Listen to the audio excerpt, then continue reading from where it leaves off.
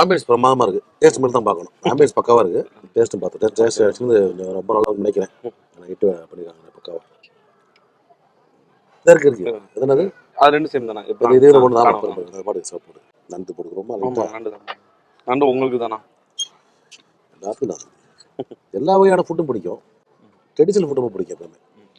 அது மாதிரி இந்த சீ ஃபுட். நம்ம எங்கே போனாலுமே ஒரு ஃபுட்டை எதிர்பார்ப்போம்.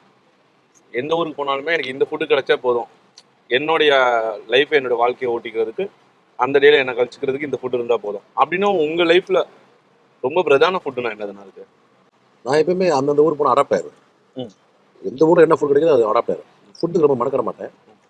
நிச்சயம் சாப்பிடுவேன். பட் இதுதான் வேணும் அடம் பிடிக்க மாட்டேன். பிரியாணி தான் வேணும், இப்போ சப்பாத்தி தான் வேணும் அப்படிலாம் கிடையாது. எல்லாருக்கும் சாப்பிடுவேன்.